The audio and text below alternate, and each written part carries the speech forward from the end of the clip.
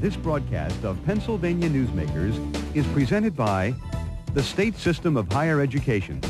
14 state-owned universities. The state system is the largest provider of higher education in Pennsylvania.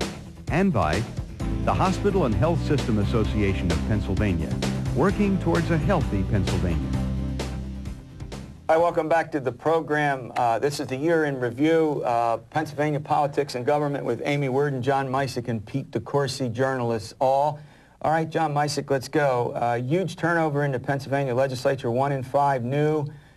This massacre that occurred on May 16, one of those dates that I think we'll remember. Live in infamy. Live in infamy, right. All right. How big a story was that and why? Seismic, tectonic, huge, giant, enormous. Fill in your favorite hyperbolic adjective here. You know, it's just not one of these things that happens. The Pennsylvania electorate is famous for being disinterested, and this year was obviously not the case. You know, fired up by anger over the pay raise, they turned out in droves and just literally threw the bums out. And the most obvious manifestation of that was Bob Jubileer, the president pro tem, longest serving in the body's history, and his number 2, Chip Brightbill, the majority leader from Lebanon County. You know, when you have the two heads cut off the hydra like that, that's heavy duty. Yeah, Peter? Yeah, I agree with John. You got to look at this. This was a half and half proposition.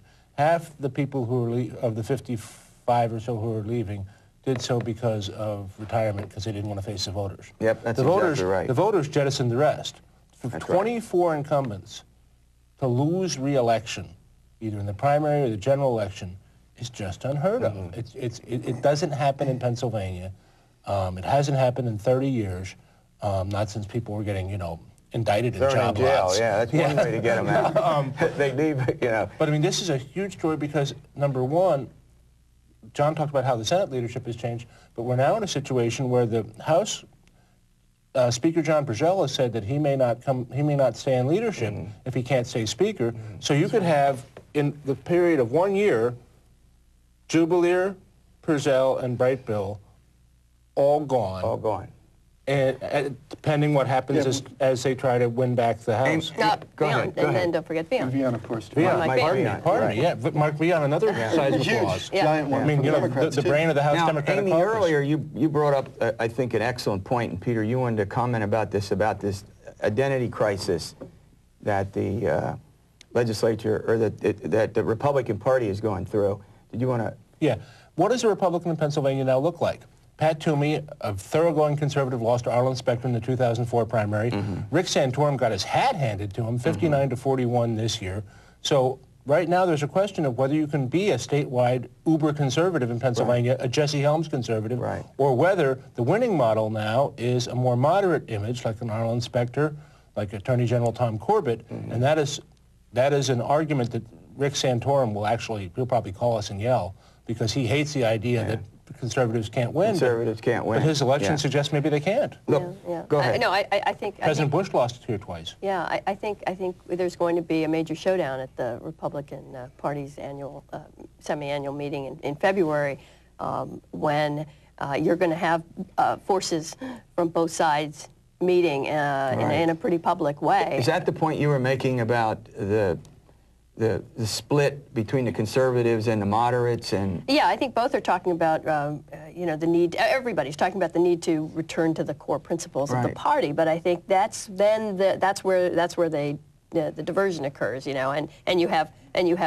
some talking about the core social values and the social issues, the hot button issues, and then you have the other moderates talking about you know, sort of sticking to the fiscal side of it. You know, keep spending down. Yeah, one of the things, John, one of the things that struck me is that the Democrats since 2000 have now won 9 of the last 12 elections, statewide elections, if you include the judgeships. And do you agree with your colleagues about this sort of identity crisis? That who are the authentic Republicans, and does it matter? I think that's true. I mean, if you pay attention to sort of the online chatter, as I am wont to do, I mean, among the real grassroots conservatives, among the ones who have drunk the Kool-Aid, they're convinced that they lost because they hadn't, as Amy said, hadn't adhered to core values, which narrowly construed for them are this sort of socially conservative, fiscally conservative model. the election result suggests that's not the case. Senator Santorum. But what you have with the Democrats who are elected in guys like, say, like Pat Murphy or Joe Sestaker, not sort of like the classically liberal big L Democrats. You have very sort of socially moderate Democrats and sort of fiscally responsible Democrats. So you've had this, not a swing to the left so much as the pendulum returning to the center, which is so often the case. All right, also well, go ahead quickly. That's partly because when your party's desperate, you nominate people who can win. And when your party's successful, as Republicans have been, you nominate true believers. All right, reform. It's been, in some ways, a tough year for reform in Pennsylvania. We're going to get into that subject after these words.